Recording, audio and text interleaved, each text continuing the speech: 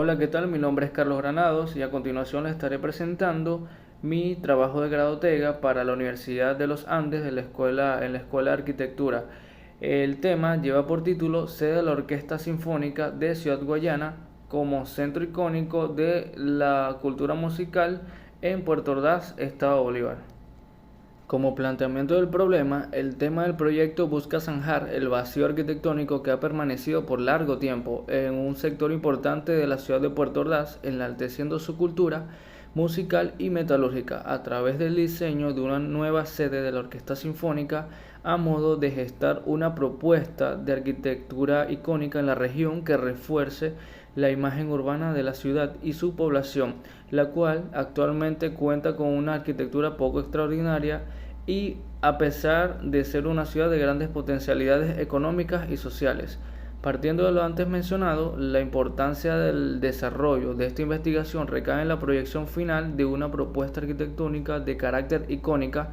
que afiance la imagen urbana de Altavista, el sector comercial y empresarial más importante de la ciudad, además que trascienda como un elemento referencial, reconocible dentro y fuera de los límites de la región, integrando la materialidad metálica que simbolice una imagen de la cultura metalúrgica originaria de la ciudad y que finalmente consagre un espacio arquitectónico que sirva de sede oficial de la orquesta sinfónica más importante de la ciudad, puesto que desde sus inicios en 1997 hasta hoy en día este sistema musical no posee un edificio propio debidamente diseñado que abarque sus funciones. Como objetivo general, se enuncia diseñar la sede de la Orquesta Sinfónica de Ciudad Guayana como centro icónico de la cultura musical con el fin de exaltar la imagen urbana e identidad de la ciudad. Los objetivos específicos son establecer una base teórica acerca de la iconicidad de la arquitectura, estudiar los conceptos y principios que fundamentan una arquitectura icónica para así aplicarlos a un espacio musical que albergue la Orquesta Sinfónica de la ciudad, identificar las distintas aplicaciones de materiales metálicos dentro de la arquitectura con el fin de concretar las posibilidades de implementación en el proyecto a modo de representar simbólicamente la cultura e industria metalúrgica de la región, revisar proyectos arquitectónicos nacionales e internacionales que sirvan de referencia para el desarrollo del proyecto arquitectónico y proponer criterios de diseño que integren la materialidad metálica al espacio arquitectónico musical a fin de lograr una edificación de carácter icónico. Respecto a la metodología de investigación aplicada está en el trabajo de grado, se llevó a cabo a través de una investigación de tipo documental y descriptiva. Documental porque se estableció una revisión bibliográfica para documentar la propuesta, y de índole descriptivo porque detalla los aspectos a considerar para diseñar y emplazar dicha edificación. Ahora bien, la iconicidad en la arquitectura se remite a un lenguaje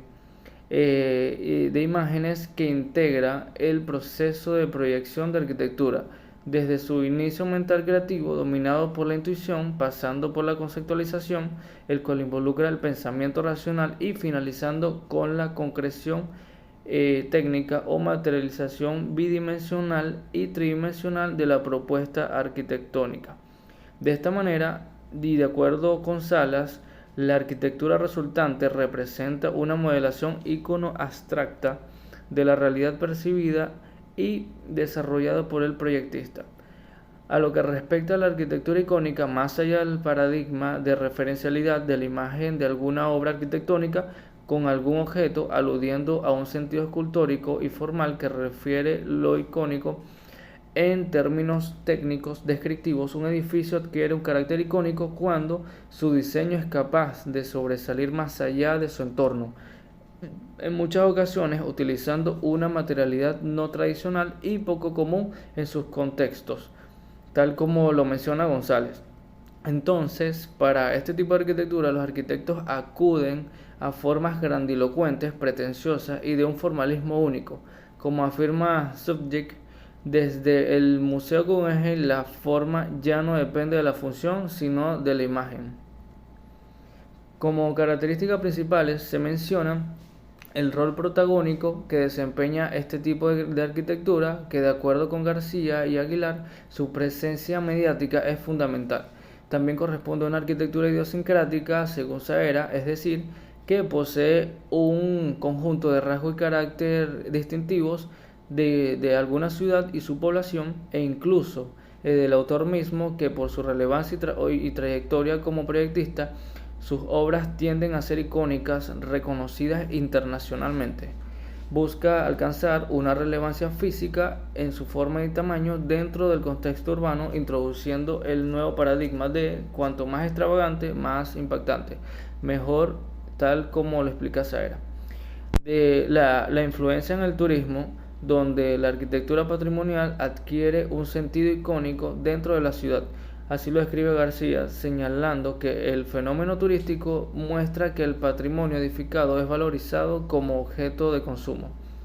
Reconocimiento de atributos técnicos, artísticos y emocionales como valor asignado, que conduce a la obra hacia una dimensión simbólica, tal como lo infiere García. Otra característica es su efecto souvenir. Como lo describe García, debido a su capacidad plástica de poderse extraer como forma reproducible. Finalmente, la arquitectura icónica es concebida como una arquitectura de imagen, que de acuerdo con Salazar, existe un claro predominio de la representación más que del propio arte de la edificación, transmitiendo la imagen arquitectónica como una obra de arte en sí. Una arquitectura icónica y su materialidad guardan una estrecha relación, y más cuando se tratan de intervenciones arquitectónicas en la ciudad a través de programas especiales, donde, como lo señala Arroyo, los mecanismos arquitectónicos se despliegan en plenitud, para responder no solo a las exigencias propias de las obras públicas, sino también a los requerimientos simbólicos que las mismas revisten, para así concretar una imagen con valor icónico del objeto arquitectónico, entendida como el dispositivo comunicacional y perceptivo que seduce y fascina al observador. Por otro lado, el arquitecto debe evitar objetualización, que es esa tendencia a la frivolidad de la arquitectura, cuyo objeto arquitectónico resultante puede ser definido como vacío o un mero juego de formas. A lo que respecta a los revestimientos metálicos, este es un tipo de revestimiento exterior hecho de metal, que constituye básicamente la cubierta exterior protectora de los edificios mediante envolventes continuas de hojas simples de chapas metálicas o paneles tipo sándwich. Cabe mencionar que este es un tipo de revestimiento bastante ligero, fácil de instalar sobre casi cualquier superficie de fachada, bastante económico y que asegura un buen aislamiento térmico y acústico. Otras características a destacar son la variedad de estilos y acabados, otorgándole a la fachada una amplia protección con innumerables variables estéticas y funcionales.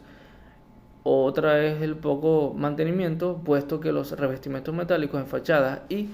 cubiertas no necesitan de un mantenimiento periódico y costoso, tal como los que requieren los materiales comunes. La solución de juntas entre elementos metálicos con materiales duraderos y permeables al vapor de agua y fijaciones adecuadas para garantizar la continuidad del material sin interrupciones ni filtraciones, además permitir satisfactoriamente las deformaciones térmicas naturales. Adaptabilidad, puesto que con una conjugación de esfuerzos de carácter industrial y artesano, hoy en día se puede revestir con elementos metálicos prácticamente cualquier superficie arquitectónica, sin importar su complejidad de forma. Y finalmente, la ventaja de durabilidad, pues a pesar del proceso de corrosión que sufren la mayoría de los metales, muchos de ellos forman una patina protectora en su superficie que los hace más resistentes a la corrosión, y otros es necesario aplicarle un sistema de protección para así conferirles un elevado tiempo de vida útil. Acá se mencionan los sistemas de protección empleados en los metales más usados. Ahora bien, en el recuadro mostrado se resumen los principales aspectos considerados para el análisis de cada una de las 4 referencias arquitectónicas seleccionadas para el estudio del tema de tesis, los cuales son el Complejo Cultural Teresa Carreño, que es un icono de la arquitectura brutalista en Latinoamérica, el Centro Cultural Chacao, ambas estas junto con la anterior son arquitecturas nacionales de Venezuela. Esta representa un hito de la creatividad, la libertad y el arte por su diseño fractal, vanguardista y color naranja distintivo. En cuanto a obras internacionales, tenemos el edificio Frederick Hamilton, cuya arquitectura es de forma peculiar, característica del deconstructivismo, exhibiendo en sí misma una obra de arte protagonista del paisaje. Y la sala de conciertos del Centro de Música Pop de Taipei, el cual es un elemento monumental de llamativas siluetas y de arquitectura futurista íntimamente entrelazado con un contexto urbano que asimila un recinto esencialmente dinámico y polivalente. De acuerdo con el estudio de referencia, se concluye que las obras arquitectónicas realizadas conciben de forma similar un estatus icónico dentro y fuera de sus límites regionales, infiriendo ciertos rasgos distintivos que los convierten en arquitecturas icónicas con importantes atribuciones, entre ellos un marcado y excéntrico estilo arquitectónico junto con la escala dimensional y el uso de texturas y colores que resultan en un importante contraste con el contexto urbano que llevan a estos edificios a adquirir un carácter icónico y protagónico, elevándolos a un símbolo cultural y artístico que se vincula ineludiblemente a la identidad ciudadana u oficio arquitectónico. En cuanto a sus formas y materiales, los edificios analizados se configuran de manera única, rompiendo con los paradigmas morfológicos de la monotonía urbana de las edificaciones o entornos circundantes. Así, también contribuye el uso de revestimientos metálicos como materiales constructivos que son distintos a los consistentes en el entorno, normalmente predominado por el concreto y cristales. Finalmente, existe una correlación muy íntima entre las formas de los edificios y sus funciones, por lo que sus imágenes no deben desvariar de la funcionalidad por la cual fueron erigidos. Esto incluye de forma implícita la integración y conectividad con su contexto urbano inmediato. Partiendo de estos rasgos y atribuciones que suman al carácter icónico del edificio, se fundamenta la estrategia de diseño del proyecto arquitectónico desarrollada a continuación en el capítulo 4. Infiriendo una serie de criterios descritos de la siguiente manera. Como criterios funcionales se infieren el definir y configurar los espacios necesarios destinados a las distintas actividades pertinentes al objeto de edificación, considerar las especificaciones técnicas de rigor para un correcto aislamiento acústico en los espacios internos que lo ameriten, establecer espacios internos polivalentes cuyos usos sirvan de importante apoyo a la comunidad y región, integrar y conectar adecuadamente los accesos con el entorno inmediato. Como criterios formales tenemos plantear un volumen de forma y escala distintiva respecto a los edificios circundantes. La geometría del edificio lograda debe adecuarse en tamaño y en escala contextual de la ciudad, a la escala contextual de la ciudad, dejando a un lado una aplicación inapropiada de monumentalidad. La forma del edificio debe lograr finalmente un diálogo con el entorno y adquirir en sí mismo un significado simbólico dentro del paisaje urbano y la ciudadanía.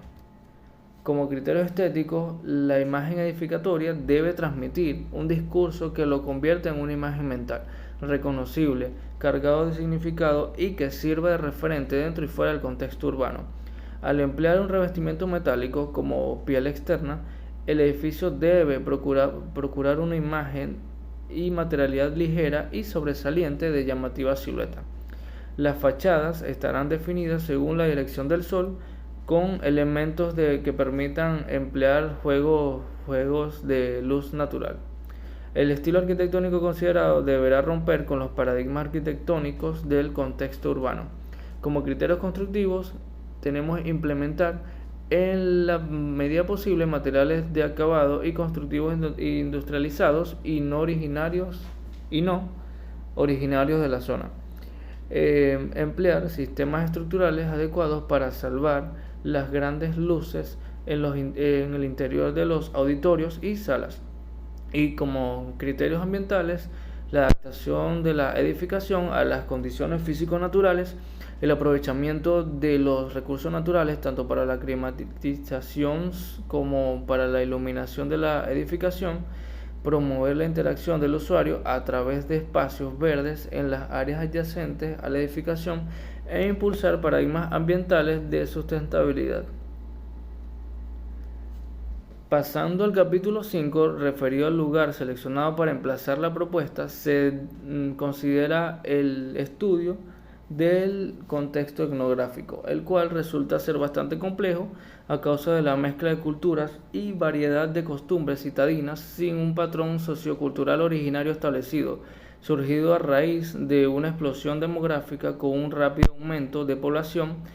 donde el 10% es de autóctonos y el 90% de foráneos, consecuente de la explotación minera suscitada en la región desde su inicio y fundación. El terreno seleccionado se localiza en el sector Altavista de Puerto Ordaz, el cual corresponde a una de las zonas comerciales y empresariales más importantes de la ciudad, aportando como dato relevante que se encuentra junto a la importante Plaza de Hierro. En cuanto a la justificación de dicha selección, hoy en día,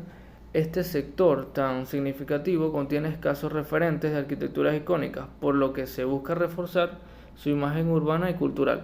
mediante un edificio cuya función sea la de acoger e impulsar la ausente cultura musical desde el corazón del sector, que sea contrastante con las edificaciones ya establecidas y que sea difícil de ignorar en una zona de importante tránsito peatonal y vehicular totalmente céntrica, rodeada de una plaza, centros comerciales y edificios empresariales. Además, el terreno se encuentra en estado de abandono, pese a que posee fines de servicio y edificaciones públicas con claras posibilidades de uso cultural.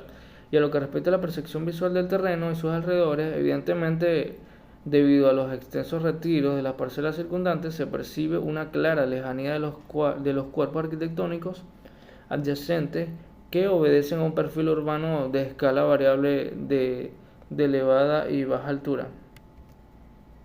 En cuanto al contexto físico-espacial, por un lado, la parcela a intervenir se encuentra emplazada entre edificaciones mayoritariamente de uso comercial y por otro lado, el contexto natural básicamente se encuentra en la plaza colindante del lado oeste del terreno. Ahora bien, analizando las variables expuestas en la lámina, nos damos cuenta que el terreno seleccionado presenta condiciones favorables de ubicación, extensión y nivel topográfico, con una pendiente del 1% aproximadamente, y en cuanto a la escala de vegetación existente, esta se puede aprovechar y reforzar como elemento de integración. El sector de estudios se encuentra con una variedad de espacios referenciales significativos que corresponden principalmente a equipamientos urbanos, recreacionales y comerciales, destacando el conjunto de centros comerciales Ciudad Altavista 1 y 2 debido a su nivel de referencialidad dentro de la región. Cabe destacar que estos espacios referenciales se encuentran bastante apartados en una área amplia y bastante alejada del terreno. El soleamiento en función de la ubicación del terreno determina que existe una mayor incidencia solar en la fachada sureste e incluso oeste, por lo que se deben tomar las consideraciones necesarias de protección solar con mayor enfoque sobre esas caras. Temperatura y precipitación. Debido a una notoria persistencia de un ambiente caluroso en la ciudad, se hace necesario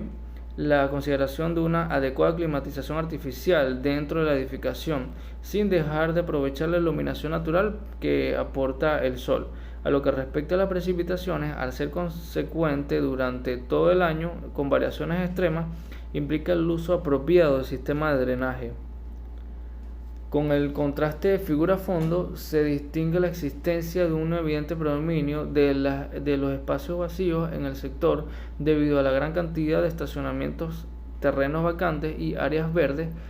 y con una trama urbana bastante regular en la vialidad y manzanas, donde las edificaciones abarcan en la mayoría de los casos poca área de ocupación dentro de las manzanas.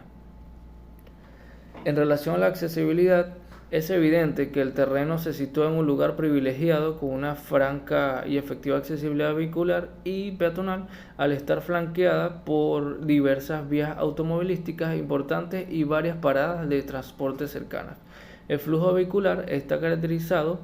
por ser de gran incidencia, sobre todo en las horas pico, puesto que las 4 vías vehiculares que delimitan el terreno constituyen importantes rutas de circulación vehicular.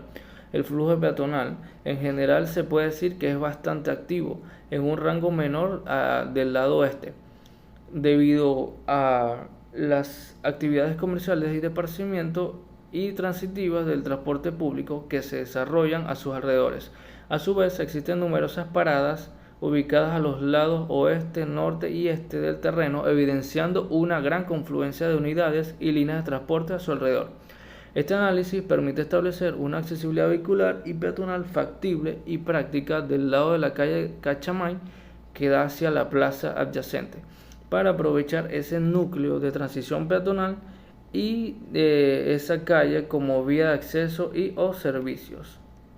Respecto a la zonificación, según la ordenanza aplicada, el área a intervenir corresponde al uso de tipo CEP o servicio y edificaciones públicas,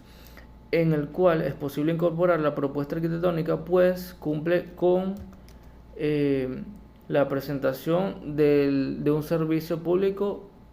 la prestación de un servicio público y cultural, y en vista de que no existe una norma específica que dictamine las variables urbanas, se consideran como referenciales los valores establecidos para la zona CAR de la misma UD 250, cuyo terreno es similar al del estudio.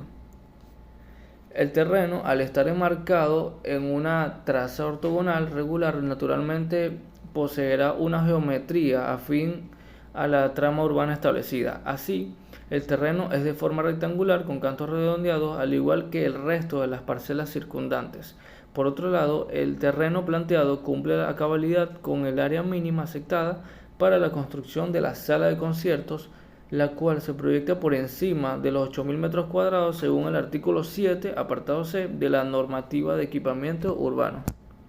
Usos y servicios. En los usos, sin duda, el sector es predominantemente comercial, con varios centros comerciales alrededor del terreno y una importante área de esparcimiento que es la plaza aledaña. En los servicios, naturalmente, el sector, al encontrarse urbanizado, cuenta con todos los servicios públicos: agua, luz, transporte, aseo, drenaje, internet y teléfono.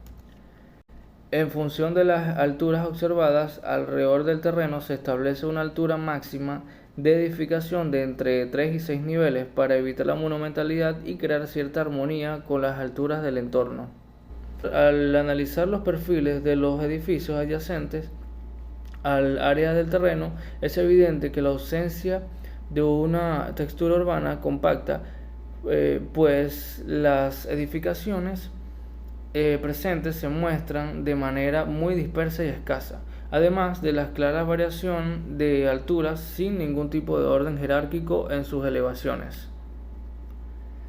Pasando al apartado de la propuesta arquitectónica, se distinguen los siguientes grupos de usuarios conformados por personas con muy distinta formación, conocimiento, expectativas y motivaciones. Entre ellos están el personal académico,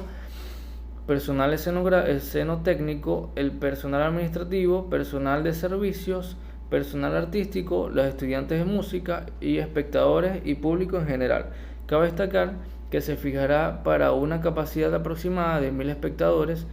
para el aforo de la sala de conciertos,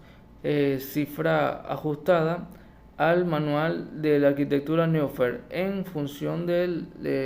número de habitantes de la ciudad. En cuanto al programa arquitectónico, los espacios necesarios que deben intervenir y articular la propuesta de la sede musical se agrupan en las siguientes zonas según sus funciones comunes. La zona administrativa, responsable de los procesos administrativos y de la infraestructura en sí. La zona de proyección musical alberga el desarrollo de actividades relacionadas a fomentar la cultura musical. La zona complementaria, sector de apoyo o complemento de zona de proyección musical. Zona de servicios que genera los espacios que hacen confortable la permanencia del usuario en el local, además del adecuado funcionamiento del equipamiento. Y cada una de estas zonas se interrelaciona de la siguiente manera, siendo el vestíbulo general el principal espacio articulador de las demás zonas. Como premisa de diseño se consideran la multifuncionalidad en los espacios internos que garantizan la variedad de ambientes y actividades necesarias para el desarrollo y disfrute musical e instrumental de la región de manera integral, el aislamiento y acondicionamiento acústico adecuado en las salas de proyección musical para evitar problemas de reflexión y reverberación, la integración de accesos públicos y privados del complejo con su entorno, aprovechando y conectando el esparcimiento peatonal generado por la plaza y los edificios comerciales aledaños. Volumen y escala distintivos del contexto urbano con un estilo arquitectónico contemporáneo, haciendo uso de una geometría contrastante con la formalidad de las construcciones adyacentes. La aplicación de principios compositivos y ordenadores de continuidad, equilibrio, pauta y jerarquía que reflejen el sentido armonioso en la imagen y estética del edificio y también en los recorridos internos. La maleabilidad y fluidez en la envolvente de la sede, conjugando el uso de revestimientos metálicos, vidrio y concreto de tal manera que se genere una carga simbólica en su imagen de forma y apariencia estética, y el impulso de paradigmas ambientales tales como aprovechamiento de aguas pluviales, luz natural y el uso de vegetación. La idea conceptual base del proyecto enuncia la abstracción de la armonía musical a través de un cuerpo arquitectónico que refleja equilibrio y unidad sin uniformidad en su envoltura y en consonancia con una integración jerárquica espacial de las zonas funcionales del complejo. Todo ello implica que el edificio tendrá un enfoque contrastante con el paisaje urbano del sector, resaltando un contorno no ortogonal con un envolvente poco convencional de láminas metálicas integradas en un fino diálogo con el cristal y el concreto, de tal manera que el edificio en sí se convierta en protagonista del paisaje urbano, revitalizando el centro pragmático y sobrio de la ciudad e incorporándose como hito de la misma. Ahora bien, las actividades que involucrará el edificio son la orquesta sinfónica, conciertos y recitales, presentaciones artísticas, galerías de exposiciones, concursos, talleres, ensayos musicales, consulta bibliográfica y de fonoteca y alimentación. En cuanto a la forma y materialidad, la forma curva por un extremo y un extremo y diagonal en el otro en el edificio, unidas por una línea de cubierta transitiva en ascenso, marcan definitivamente un contraste con el entorno sin generar algún efecto invasivo, ya que a pesar de ser un volumen único consistente de geometría compuesta, no se impone de forma grotesca y monumental dentro del urbanismo, sino que éste dialoga con él de forma amistosa y sin duda llamativa.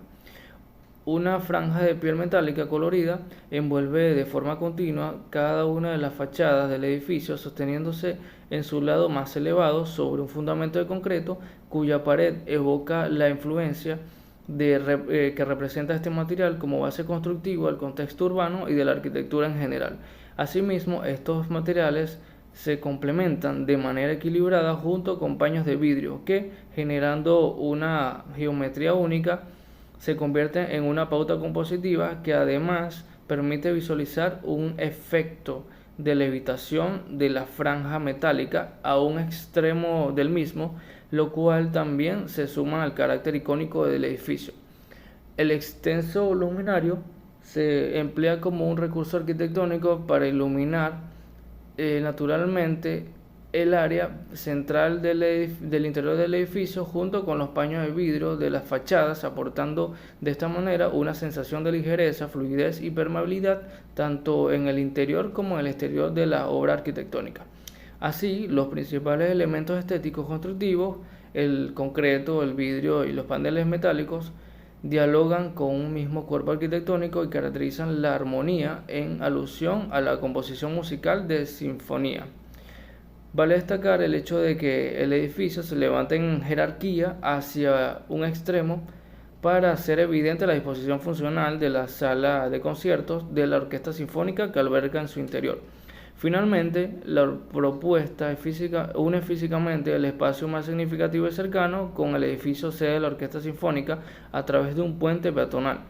partiendo desde la Plaza de Hierro y terminando en el nivel de acceso a la plaza de conciertos del edificio. De esta forma se gesticula y garantiza eficientemente la seguridad e interacción de las personas que se movilizan desde los distintos sectores de la región hasta el edificio. Ahora bien, es importante aclarar que la geometría del edificio no se vio afectada o limitada por la intervención de líneas o ejes ordenadores del contexto inmediato que pudieran intervenir definitivamente en la forma del cuerpo arquitectónico, e incluso no existe algún hito o nodo de importante relevancia cercano que pudiera afectar directamente el diseño compositivo del edificio, a excepción, claro está, de la plaza que se encuentra a un lado del terreno, y todo esto es a causa de la notable lejanía de los cuerpos volumétricos adyacentes, tal como se muestra en la imagen. Aquí vemos la distribución espacial tanto en cortes como en planta. En esencia, la planta baja es el nivel común para todo público, albergando los espacios de vestíbulo general, café-restaurante, la cocina, la administración, las áreas de servicio, galería de arte, la taquilla, bazar musical, taller de mantenimiento, baños y estacionamiento. El nivel 1, destinado al área de músicos, alberga las áreas de estar de músicos, salas de ensayos y la biblioteca musical. Ya es un espacio un poco más privado. En cuanto al nivel 2, del acceso a la sala de concierto, este conforma también un espacio de café, restaurante y cocina, taller de mantenimiento de la sala de conciertos, el foyer, la sala de conciertos con capacidad de 1000 espectadores, el escenario, el depósito de auditorio, los camerinos y bodegas de instrumentos musicales. Y finalmente el nivel 3, que es acceso a los palcos, contiene también un foyer superior, el palco, la cabina de sonido e iluminación, la sección del coro y el cuarto de máquinas de ascensores. En cuanto al sistema estructural, la propuesta incluyendo el puente peatonal, se erige con una estructura de sección activa, es decir, de tipo porticado con columnas y vigas de concreto reforzado cimentadas sobre zapatas aisladas, destacando el hecho de que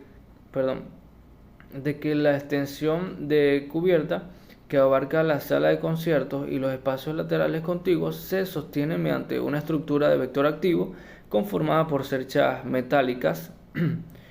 dispuestas de forma longitudinal y transversal. El sistema constructivo está definido por un cerramiento vertical de paredes de bloques con la mayor parte de su extensión revestido con paneles metálicos modulares que se fijan a la estructura mediante un armado especial de perfiles metálicos. También lo constituyen ventanales con paneles de vidrio de tipo aislante térmico y acústico de doble hoja y losas nervadas de casetones bidireccionales.